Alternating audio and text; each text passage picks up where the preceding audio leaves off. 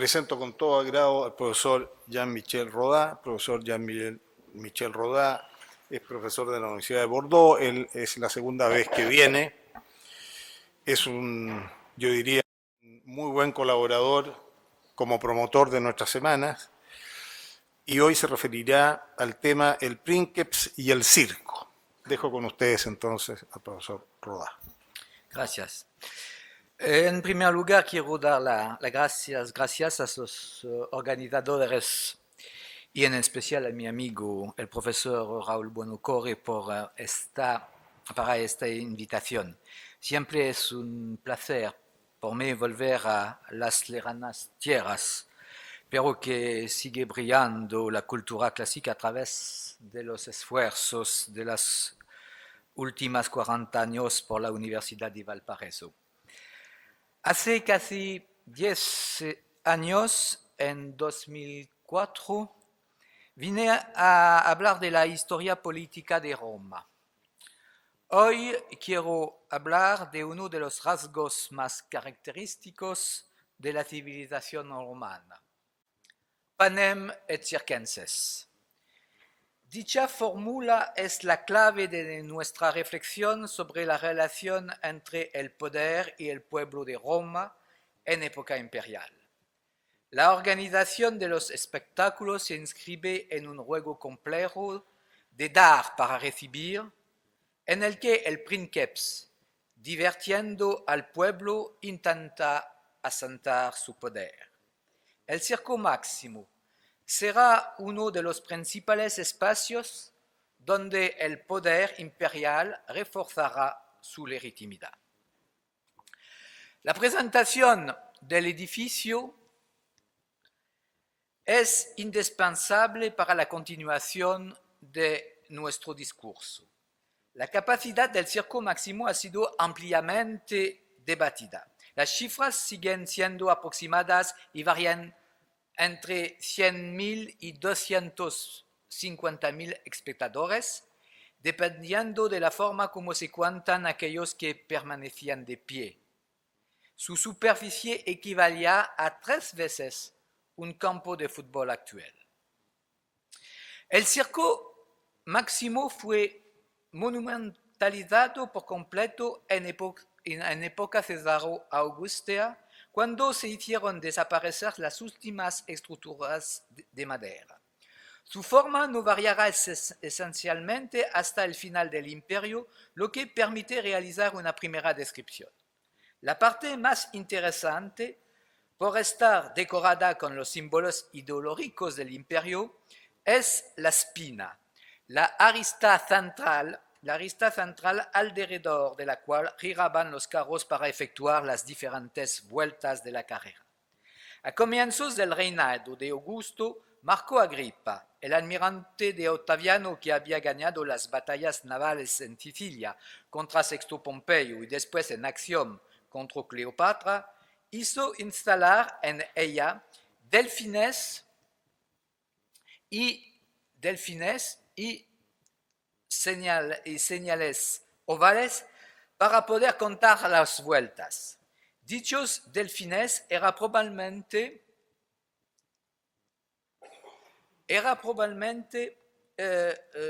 fuentes que vertían el agua en estanques.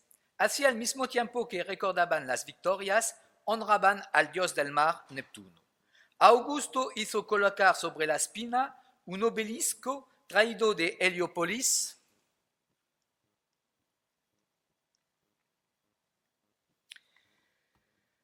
decorado con inscripciones de los faraones Setis I y Ramsés II y escenas de dichos reyes haciendo ofrendas a los dioses solares. Fue el primer obelisco instalado en Roma. Conmemoraba la conquista de Egipto, convertido en propiedad personal del emperador. De 25 metros de altura sobre una base de 3,34 metros, decora en la actualidad la romana Piazza del En 1587, al situarlo en su emplazamiento actual, fueron descubiertas 2 inscripciones, citas respectivamente en las caras norte y sur de su base. Una recuerda la sumisión de Egipto, Egipta in potestate Romani populi deducta, otra afirma que el princeps había consagrado dicho obelisco al sol, soli donum dedit.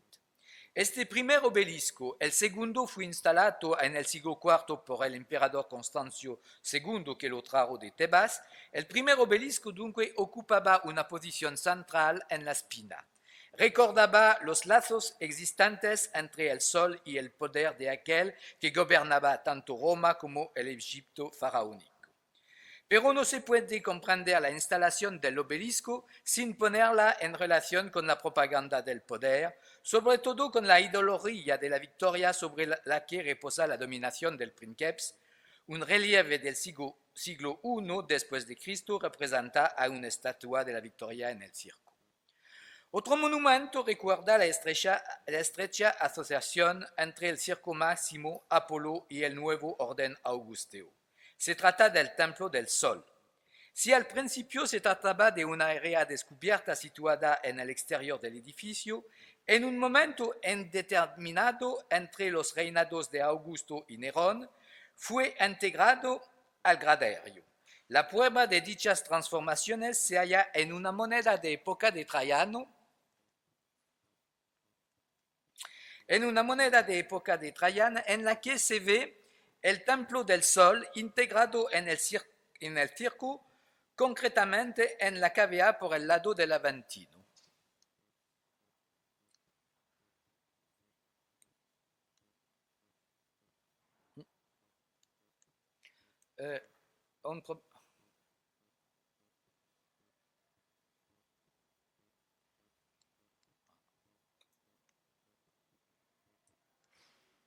Es posible de indietro. Sí, este documento presenta además una vista de conjunto del edificio tal como se podía ver desde el Palacio Imperial del Palatino. Dicha moneda ofrece también una representación del circo en su disposición de comienzos del siglo II después de Cristo, esto es, tras las mejoras y ampliaciones realizadas por Nerón y Traiano. En un primer plano se puede ver la fachada norte con sus altas arcadas y con las ventanas en el ático. En un segundo plano se distinguen los monumentos erigidos por los emperadores sucesivos. En primer lugar, a la izquierda, el arco de Tito. A continuación, al lado de las cárceles, las dos torres que estaban coronadas con cuadrijas. Por último, el obelisco instalado por Augusto en la espina. En último plano aparece el Templo del Sol insertado en el graderio. Debemos recordar que el templo de Apolo dominaba desde el Palatino el Circo Máximo.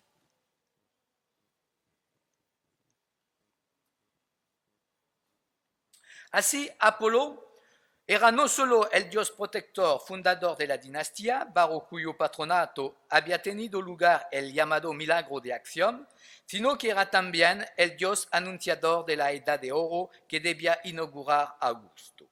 Una parte de las ceremonias de los ruegos seculares que abrieron precisamente tan vasto periodo tuvo lugar en el circo.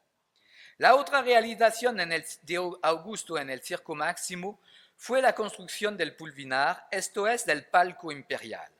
Desgraciadamente no se sabe a ciencia cierta dónde estaba situado. Parece que se cambió de posición a lo largo de su historia, siendo probable que hubiera pasado de la parte inferior a la parte superior de la cavea. Es muy probable también que el pulvinar cambiará de forma. Dicha evolución culminará durante el reinado de Traiano, como intentaré exponer más adelante. El Circo Máximo sufrió numerosos desperfectos a partir de la época de César y de Augusto, pero su configuración general no fue nunca modificada fundamentalmente. Se puede incluso afirmar que fue una preocupación esencial de cada emperador de reconstruir, cuando la ocasión lo requería, las partes del edificio que habían sido dañadas. Los sucesivos incendios, sobre todo el de 64 después de Cristo, permitieron a los emperadores aumentar sensiblemente el número de plazas disponibles en el circo. En efecto, tras el conocido incendio que destruyó una parte de Roma, Nerón hizo desaparecer el Euripus, el canal de 3 metros de ancho y de profundidad que rodeaba la arena y que estaba destinado a proteger a los espectadores del furor de los animales de las venaciones. Recordemos que el circo no estaba reservado a las carreras de caballos. Era también el lugar donde se desarrollaban las venaciones, esto es, cazas y combates entre animales o entre hombres y animales.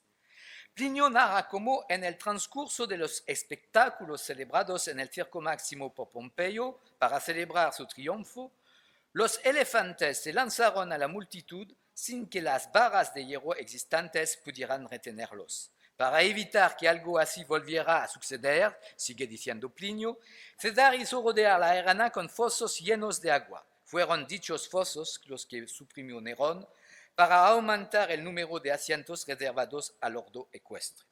La reiteración de incendios hizo que Traiano mandara reconstruir en mármol las partes superiores del edificio. Tanto en su forma como en sus dimensiones, el edificio de la época de Traiano no era bien diferente del de época cesariana y así permaneció hasta el final del imperio.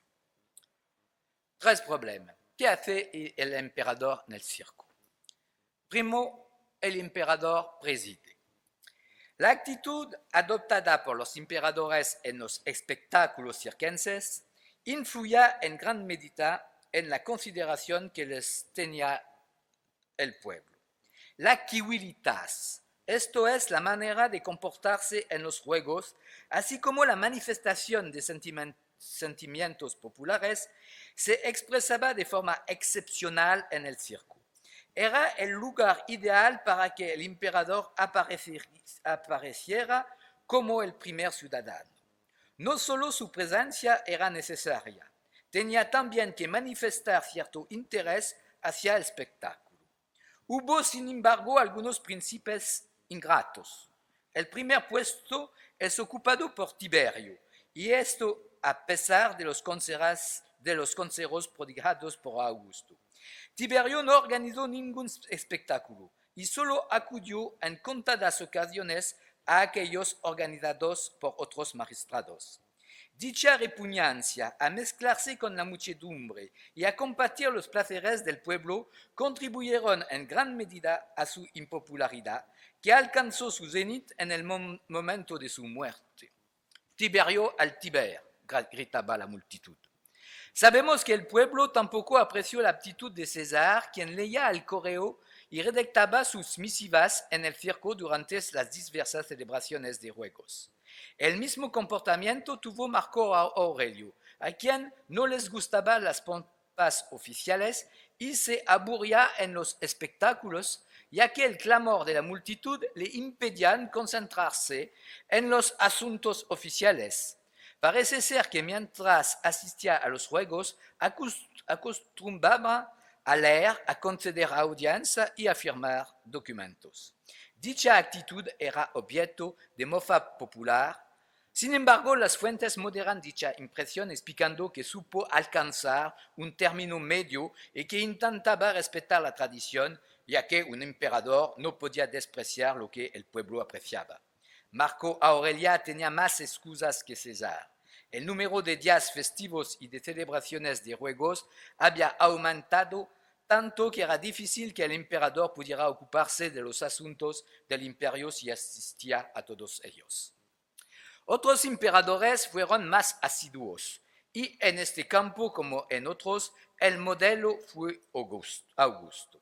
Al contrario que César, manifestó gran interés por los espectáculos porque pensaba que participar en los placeres del pueblo concordaba con las instituciones. Según Suetonio, cuando abandonaba el espectáculo durante unas horas o varios días, pedía perdón al pueblo y le recomendaba a los magistrados que debían presidir en su lugar. Pero cada vez que estaba presente, no hacía sino participar por miedo de la opinión pública o porque simplemente al espectáculo le gustaba. Traiano fue otro de los buenos emperadores. Además de agrandar y embellecer el edificio, organizó en él suntuosos juegos para celebrar su triunfo sobre los dacios en el 112 después de Cristo. Según Plinio el Joven, asistió con mucha frecuencia a los espectáculos en los que se mezclaba con los espectadores, tanto en los juegos que él mismo organizaba como en los que organizaban los magistrados. Todo esto invita a preguntarse cuál era el lugar que ocupaba el emperador en el circo.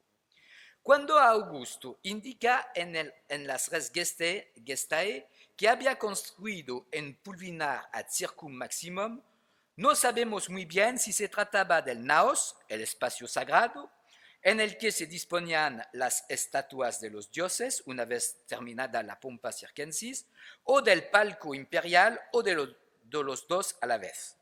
Tal espacio existía con anterioridad al reinado del fundador del imperio, quien seguramente solo lo monumentalizó.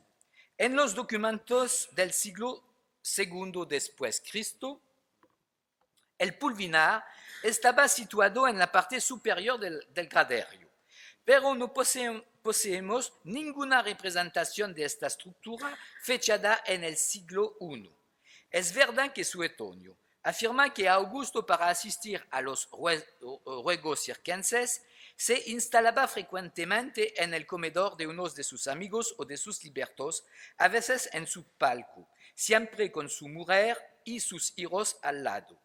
El biógrafo indica también que el emperador no quería que el joven Claudio asistiera a los juegos circenses en el Pulvinar, ya que, expuesto en primera fila, atraería todas las miradas. Pero sabemos que Calígula veía el espectáculo desde un puesto de honor con sus hermanas y con el colegio de sacerdotes de Augusto, consecuentemente en primera fila del graderio y no en el palco. Por último, Plinio dice que Traiano no utilizaba el Pulvinar, ya que, según el emperador, no tenía tribuna para él solo, del mismo modo que el espectáculo no era para él solo. Los ciudadanos tenían derecho a ver no al princeps en su palco, sino al princeps mezclado con el pueblo, lo que era el ideal de la civilitas. Es posible sugerir que no existió un palco imperial fijo durante el siglo I, lo que explicaría la ausencia de testimonios iconográficos de esta época. El princeps debía ocupar un aposento parecido al del organizador del espectáculo, situado encima de la puerta de entrada de las cárceles. Dicha situación debió durar hasta el siglo II, momento en el que el Pulvinar, reservado a los dioses, y el palco imperial se confundieron morfológicamente porque ambos tenían las mismas funciones: acoger a los dioses.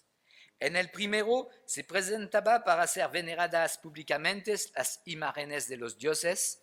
En el otro, el emperador se mostraba ante la multitud para imponer su carisma y recibir el respeto. La confusión entre lo religioso y lo político se impone poco a poco para conocer su culminación a final del siglo IV, en época de Teodosio, reinado que marca el final del largo proceso durante el cual la persona imperial se identificó con la divinidad. Segundo punto, el monarca provoca la aclamación. Ya a finales de la República, Cicerón indica que había tres circunstancias en las que se podía expresar claramente la opinión y la voluntad del pueblo romano sobre la vida política: en los comicios, en las reuniones públicas, contiones, y en las reuniones multitudinarias provocadas por las carreras y los gladiadores. En su momento, los emperadores utilizaron los edificios de espectáculos para alcanzar fines políticos. Lo convirtieron en sedes de la vida política. La presencia del princeps provocaba la manifestación colectiva del pueblo, a veces entusiasta, otras enfadada. Durante los juegos de circo, el emperador era aclamado por el público e incluso si estaba ausente, los juegos comenzaban con homenajes públicos en su honor. Un contemporáneo del emperador Cómodo, el historiador Don Casio, dice que en todos los espectáculos, sin excepción, el público hacía votos por la buena salud del emperador y que sus insignias imperiales, esto es, la piel de león y la masa, estaban colocadas sobre su asiento de oro, estuviera el princeps presente o ausente. Este ceremonial se va estableciendo poco a poco hasta llegar a su forma definitiva en época bizantina. Tales manifestaciones de halago popular llegaban a veces demasiado lejos. El propio Augusto reprochó al pueblo su adulación indecente al llamarlo domine. Tales muestras de servilismo, que eran a menudo preludio de sus peticiones, explican en gran parte la conducta de Tiberio, quien no quiso sufrir ningún tipo de presión. Sin embargo, dichas conductas populares no desagradaban en absoluto a Tito, considerado como un modelo de buen emperador, ya que no privilegiaba su gusto sino el de los asistentes. De forma general, los emperadores satisfacían las peticiones del público, que concernían generalmente a una rebaja de los impuestos, a las distribuciones de alimentos, pero que también podían ser reivindicaciones políticas. Fue precisamente en el circo que el pueblo obtuvo que Galba le diera la cabeza de Tirelino, el prefecto de pretorio de Nerón, y más tarde de Cómodo, la del prefecto Cleandro. Si las fuentes antiguas mencionan algunas situaciones en las que el emperador fue abucheado, es precisamente porque estas fueron rarísimas. En principio, el princeps esperaba una manifestación de lealtad, y por ello, en el circo, a menudo en el momento de la pompa circensis, el monarca y los suyos salían a escena con sus marcas, insignias y honores distintivos. La pompa se convertía así en una especie de ceremonia triunfal. Sin embargo, las cosas no sucedían siempre según lo esperado. A veces las circunstancias se volvían contra el poder y de nuevo el circo será la sede de tales protestas. Así, ya a finales de la época republicana, el pueblo manifestó en los juegos su descontento con Antonio y Otaviano, aclamando en el momento de la pompa a la estatua de Neptuno, dios bajo el que se situaba su adversario Sexto Pompeyo. Este ejercía un verdadero bloqueo que privaba a la capital de su abastecimiento, provocando un riesgo de escasez de alimentos. Pero el verdadero problema es que la plebe no perdonaba a los triunviros el hecho de que no acordaran al hijo de Pompeyo lo que éste reclamaba, es decir, su herencia. La multitud les obligó a tratar con él. En el 41 después de Cristo, algunas semanas antes del asesinato de Calígula, el pueblo protestó en el circo contra los impuestos. El emperador mandó a sus agentes, sin duda pretorianos, a las gradas con orden de matar a los que hicieran más ruido. El carácter inhabitual de la represión causó estupor en la muchedumbre, que a partir de entonces restó muda.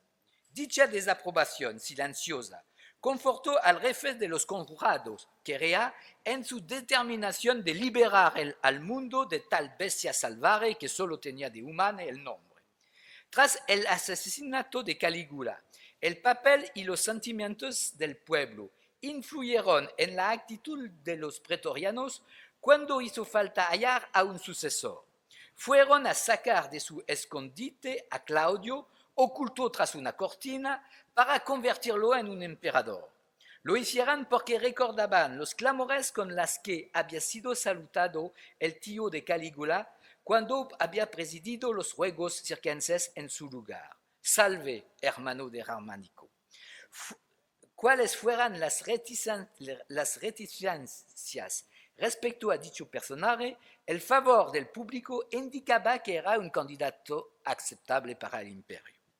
Los conjurados reunidos en torno a Pisón pensaron que el asesinato de Nerón debía tener lugar en el circo. En primer lugar, porque estaban seguros de encontrarla ahí. En segundo lugar, porque sería más fácil llegar hasta él entre la algarabia del espectáculo.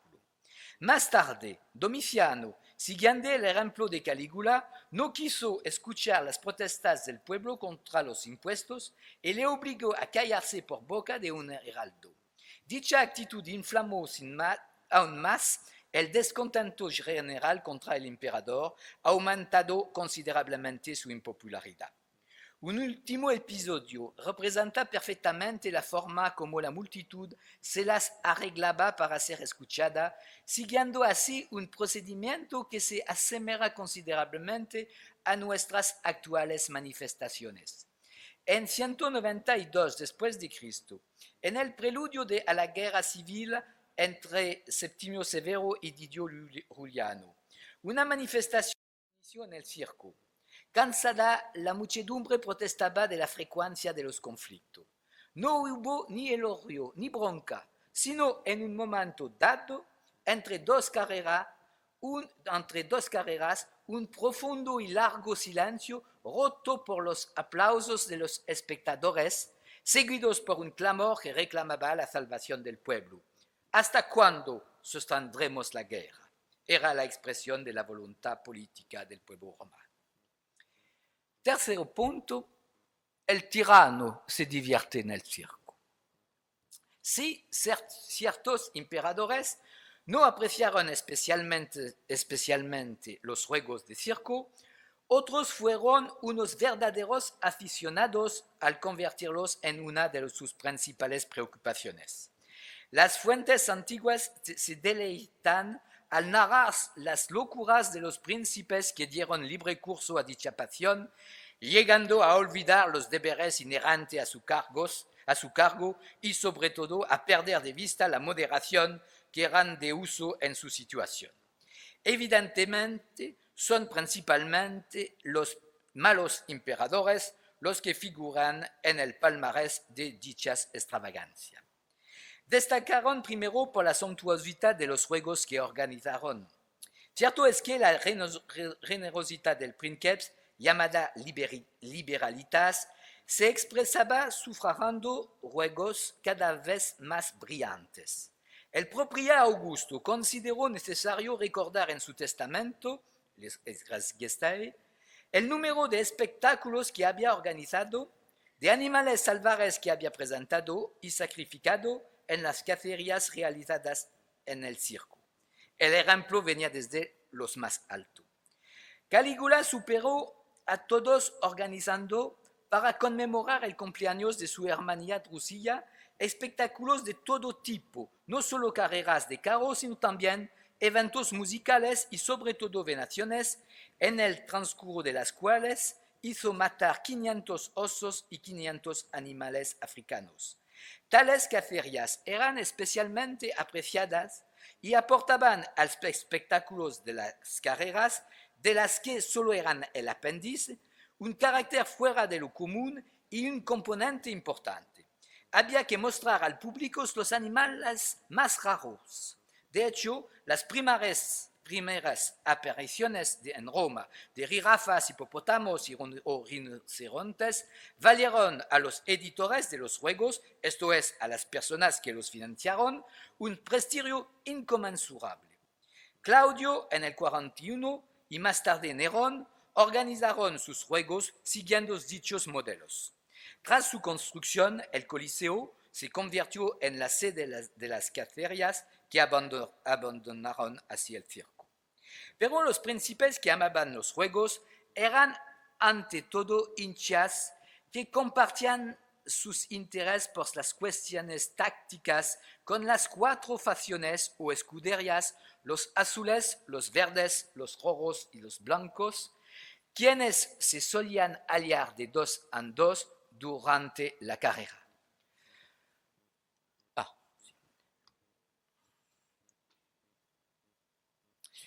Hoy sabemos que dichos equipos fueron organizados por Augusto.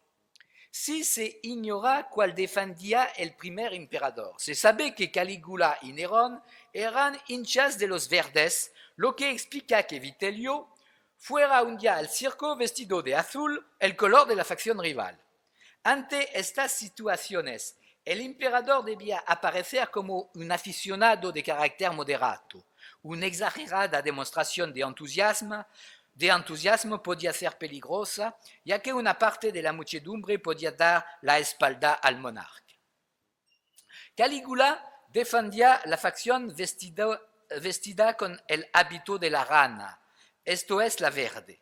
Manifestaba un tal pasión por su favorito, el caballo Incitatus, que lo invitaba a cenar, le servía avena dorada y le daba de beber vino en sus vasos de oro. Hacía votos por su salud y su fortuna y prometía nombrarlo cónsul. Dion Casio cuenta que si hubiera vivido más tiempo, lo habría hecho. Esta actitud recuerda la de Lucio Vero, el corregante de Marco Aurelio, quien era tan aficionado a los juegos que desde su provincia mantenía una importante correspondencia al respecto. También él tenía verdadera pasión por un caballo de los verdes denominado Volucer, que significa alado, lo que ocasionaba frecuentes insultos por parte de los azules. Vero había mandado hacer una estatuilla de dicho caballo que llevaba siempre consigo. Depositaba en el abrevadero del animal pasas y almendras en lugar de avena y hacía que se lo llevaran a palacio recubierto con una caparazón purpúreo. Cuando el caballo murió, lo enterró en una tumba que había mandado erigir en el Vaticano. Otro emperador, en concreto Cómodo, mandó que le trajeran un caballo denominado Pertinax, que ya no corría por Viero y que vivía tranquilamente en el campo. A continuación, hizo que lo llevaran al circo con las pezuñas doradas y una cubierta de piel con incrustación de oro. Pertinax compartía el nombre como un personaje importante del imperio, quien de hecho sucedería a Cómodo tras su asesinato.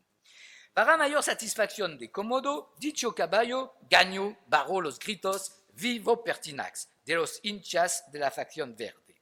Los aficionados de los azules, desilusionados, respondieron con otro grito que resultó ser premonitorio, si pudiera ser verdad. En esta lista de locos por el circo debe aparecer el emperador Caracalla, quien en una carrera, al abuchear la muchedumbre a su auriga preferido, creyó que la afrenta iba dirigida a su persona. Mandó que las tropas se precipitaran sobre el público y mataran a aquellos que habían insultado al cochero. Se puede pensar que algunos de dichos emperadores habían soñado con ser aclamados en el circo tanto como alcanzar la gloria en el campo de batalla. Sin embargo, incluso los más apasionados no corrieron el riesgo de participar en la carrera. En primer lugar, esta era una actividad peligrosa. En segundo lugar, la consideración social de los aurigas prohibía al emperador rebajarse hasta una situación que no era propia de un ciudadano romano, ni siquiera de un hombre libre. Cuando Calígula o Nerón interpretaron el papel de auriga, lo hicieron en el Palatino. Por lo que respecta a Cómodo, sabemos por Dion Casio que no condujo jamás un carro en público, aunque se ejercitaba en los jardines de su palacio, naturalmente vestido de una librea verde. En conclusión, ¿qué podemos decir sobre el circo y el poder? La fama del circo se explica en gran medida porque podía ser considerado como un microcosmo del Estado romano y del mundo. La arena evocaba la tierra, la espina recordaba el mar y el obelisco simbolizaba el sol. La pista adoptaba la forma de los círculos en los que se acaba el recorrido para comenzar de nuevo, como los años. De hecho, 12 como los meses del año eran los carros que participaban en la competición. Daban 7 vueltas, tantas como los días de la semana, durante unos juegos con a veces 24 carreras como las horas del día. Los participantes estaban repartidos en 4 facciones que parecen simbolizar las 4 estaciones del año. Podemos profundizar aún más en el aspecto simbólico y acercar la organización del circo a la del universo. Ambos tenían un solo señor, el emperador. El evidente lazo existente entre el Palacio Imperial y el circo explica que el esquema de la Asociación Palatino Circo Máximo fuera reproducida en las capitales imperiales del siglo IV, en Antioquia, Milán, Tesalónica, Sirmio, Treveres y Constantinopla.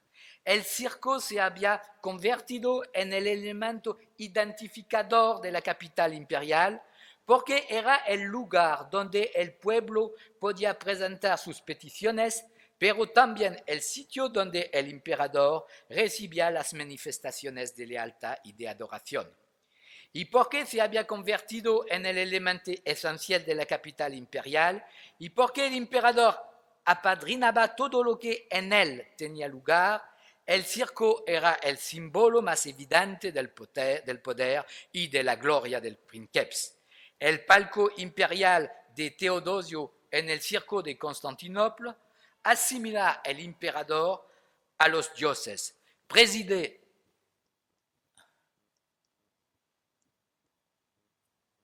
¿Es posible ver la última? Ecco. El palco imperial de Teodosio en el circo de Constantinopla asimila al emperador a los dioses, preside los juegos y domina el mundo. Evidentemente, la popularidad de los juegos en la antigüedad hayan paralelos evidentes en nuestra época contemporánea. Además de comparar la popularidad de los campeones de una y otra época en el ámbito deportivo, que haría del Auriga Diocles, gracias al palmarés expuesto en su epitafio, una especie de Zidane o de Messi romani, se puede reflexionar también sobre la afección del público por ciertos hombres políticos contemporáneos que se preocupan de los actos deportivos y culturales. Si los medios de comunicación amplifican la importancia de dichas celebraciones, no deberán por ello de ser vividas como actos esenciales de la vida comunitaria en las que se cristalizan los entusiasmos y las pasiones cuando no exalten el fervor y los sentimientos nacionales. No me arriesgaré a buscar ejemplos en América Latina, y menos aún en Chile. Recordaré simplemente que ciertos historiadores alemanes afirman rotundamente que el llamado milagro de Brno, esto es la victoria del equipo nacional de fútbol en 1954, constituyó un momento esencial de la fundación de la República Federal de Alemania y uno de los actos fundadores del nuevo Estado con una importancia comparable a la Declaración de 1949. Esto nos aproxima a Juvenal, quien declarará que una derrota de la facción de los verdes en el circo había tenido un eco mayor que el anuncio del desastre de Canas, la famosa derrota del ejército romano contra Aníbal. Así, con los juegos de circo, el Imperio Romano transmitió a nuestro mundo moderno una de las claves de lo que llamamos el populismo y la popularidad. Gracias.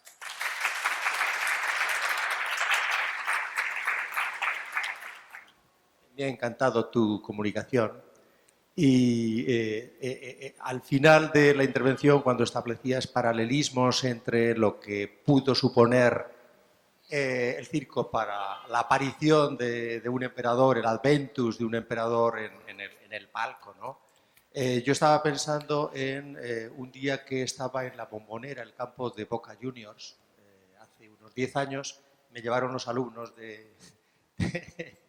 de Buenos Aires, estaba dando un curso, y cuando apareció Maradona, que acaba de comprar un palco en el campo del Boca Juniors, uno de los lados largos es un muro vertical que está lleno de palcos. Y Diego Armando Maradona acababa de comprar un palco que le había costado $1 millón, no recuerdo, justo en el centro. Estaban los jugadores ya en el césped y cuando apareció, yo no me di cuenta, pero vi que como que temblaba toda la estructura, empezó a saltar los de la barra brava, etcétera, etcétera, ¿no? Efectivamente, esto te puede dar una idea, pero bueno, poniéndonos un poco más académicos, me ha interesado sobre todo la idea del circo como microcosmos del Estado romano y del mundo. Y fundamentalmente los aspectos que tienen que ver con la solarización. Entonces, ha habido una cosa que me ha parecido muy interesante y es la comunicación visual entre el templo de Apolo en el Palatino, que está en la residencia imperial, con el templo del Sol y esa inscripción Soli Donum Dedit asociada a la aparición de este. Cuando has hablado de que, independientemente de que estuviera o no el emperador, estaban sus enseñas siempre desplegadas en el circo, esas enseñas eran una piel de león y una maza, lo cual parece remitir a la figura del princeps como Hércules, ¿no? como Hércules vivo. En ese sentido, mi pregunta es, este simbolismo de la presencia del princeps como Hércules puede remitir a la idea del princeps como poder civilizador, integrador del salvajismo, de la naturaleza, de la barbarie representada por las venaciones en un espacio que expresa el poder cósmico, el cosmocentrismo de la Roma, es decir, la actualización de la promesa de Júpiter en la Eneida, ¿no? De un imperium sine fine, sería la pregunta. Y en este sentido, y entendiendo el espacio del circo como un microcosmos en el que se integra la naturaleza, se domestica la naturaleza, el princeps aparecería como un Hércules, ¿no? Como un nuevo Hércules, como un Hércules actualizado y vivo. Cabría pensar que el circo es el espacio, porque hay una cosa muy característica de los espectáculos romanos y es la tremenda violencia, ¿no? La violencia, por lo menos de las venaciones, es una cosa sobre la que últimamente han escrito, por ejemplo, Paul Sanker ha escrito un artículo interesante, ¿no? Cabría conceptualizar el espacio del circo como ese espacio cósmico, ese espacio cosmocéntrico en el que se convierte la violencia inmanente en una violencia trascendente, un poco en el sentido de la interpretación de René Girard sobre la violencia y lo sagrado. Y por último, entendiendo este espacio como integración y domesticación de la alteridad salvaje o bárbara, yo no recuerdo si los desfiles de los bárbaros vencidos exhibidos en el Triunfo tenían lugar también en el circo, porque eso cerraría un poco ¿no? estas ideas. No recuerdo saber si esa exhibición del bárbaro vencido, con su propia indumentaria, y tenemos noticias, también se realizaba en el circo. Ci sono diverse cose. Non si può comprendere il funzionamento del circo se non facciamo la comparazione con il stadio moderno, perché il circo è molto, molto largo. È possibile di mettere 3 veces, 3 campi di football dentro, è molto largo. E il problema essenziale è il problema della comunicazione. Come si fa la comunicazione?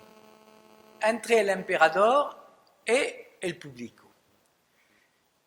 Se oggi andiamo in un stadio di football e se il stadio di football è completo, ci sono tutti spettatori. Se tu parli della tribuna ufficiale, non si sente niente. La sola maniera, quando si sente qualche cosa, se c'è nessuno. Se il stadio è vuoto, tu puoi parlare del gradino a giocatori, perché si sente, altrimenti non si sente niente. Dunque, era un gran problema di comunicazione all'interno del circo romano. Questo è un punto molto importante per capire come funzionavano le cose. La funzione religiosa e il ruolo l'ideologia imperiale è molto presente nel circo. Tutti i monumenti, tutti i monumenti nel circo sono elementi di ideologia. La descrizione della spina sono tutti elementi di simbolo ideologico. E la protezione del sole è una cosa essenziale, perché c'è un legame con il Tempio di Apollo sul Palatino e il Circo Massimo. È possibile di avere la rappresentazione, il piano generale del circo. Il legame, c'è il legame diretto tra il Palazzo Imperiale. Ecco il Palazzo Imperiale. E era molto difficile quando nel Palazzo Imperiale di vedere lo spettacolo, perché qui c'è l'arco di Tito e las carreras con l'emissione delle carreras. E ecco anche il palco imperiale, dopo il re di Traiano, e ecco il Tempio del Sole. Dunque era molto difficile di vedere il spettacolo desde il Palazzo Imperiale. E l'imperatore veniva dopo la periodo di Traiano. Perché cosa che tu dici a proposito della funzione religiosa del ruolo dell'imperatore assimilato all'uomo è soltanto al secondo secolo. Fino a Traiano non esiste questo aspetto. Esiste alla fine del secondo secolo e poi al quarto secolo all'epoca imperiale. Ma c'è un problema che è un problema di organizzazione del circo. Come facevano gli imperatori per andare dal palazzo imperiale fino al palco imperiale? Perché dietro del circo c'è una strada, una piccola carriera. Ma come era possibile per l'imperatore? A Costantinopoli non c'è problema, abbiamo trovato la soluzione. Antiochia aveva la soluzione. Perché il circo è dentro il palazzo imperiale. È dentro. Però qui a Roma non è dentro. Come faccio? E gli stati a Roma adesso non c'è niente, non c'è più niente del circo massimo. E non è possibile di fare l'escavazione per trovare il circo massimo, perché quando si fa un buco, un olio, si trova l'acqua. E sono fumenti di acqua. Dunque, tutte le strutture antiche sono sotto l'acqua. Dunque, non è possibile. Abbiamo fatto scavi dietro nella carriera. Pensiamo che c'era un tunnel sotterraneo che permetteva all'imperatore di andare dal palazzo imperiale al circo. Ma non abbiamo trovato l'orificio, la zona dove è possibile. Probabilmente c'era un tunnel. Ma il circo tiene un ruolo per la l'imagen dell'imperatore assimilado a los dioses a partir della fine del secondo secolo. Nel primo tempo c'è la nozione di civilitas, è molto importante la nozione di civilitas, e l'imperatore deve essere nel pueblo, e l'imperatore non deve essere in un'altra parte, è nel palco. All'inizio l'imperatore deve essere nel pueblo, ma c'è l'evoluzione, e a partire di Domiziano già, e poi con le Antonine e al III secolo, e soprattutto alla fine dell'impero, l'imperatore non è mesclato con il pueblo, non è mesclato, l'imperatore è nel palco, sta en el palco. Puede entonces, en el siglo I, en época augustina del siglo I, establecerse una relación entre la civilitas, que predomina hasta el siglo II, civilitas en la cavea y la feritas en la arena. Es decir, esa contraposición entre los dos mundos de la naturaleza y de la cultura, de la feritas y de la civilitas. Sì. C'è un rapporto con queste due nozioni che sono molto importanti. La felicitas è una caratteristica molto importante dell'imperatore, la civilitas. La felicitas también è la marca dell'imperatore. La vittoria, la statua della vittoria è también un elemento importante nel circo. Perché l'imperatore è il vencitore della cosa, è lui che rappresenta, è l'orilla che vince, perché lui dà la corona quando ha vinto la carriera, quando ha vinto e la ragione per la quale era molto difficile per il pubblico di accettare che l'imperatore prende partito sia un aficionato di una fazione, perché c'erano quattro fazioni e certi imperatori scegliano una fazione, per esempio a Caligula, todos i malos imperadores erano partigiani de los verdes, ma Vitello non era un imperatore partigiano de los azules.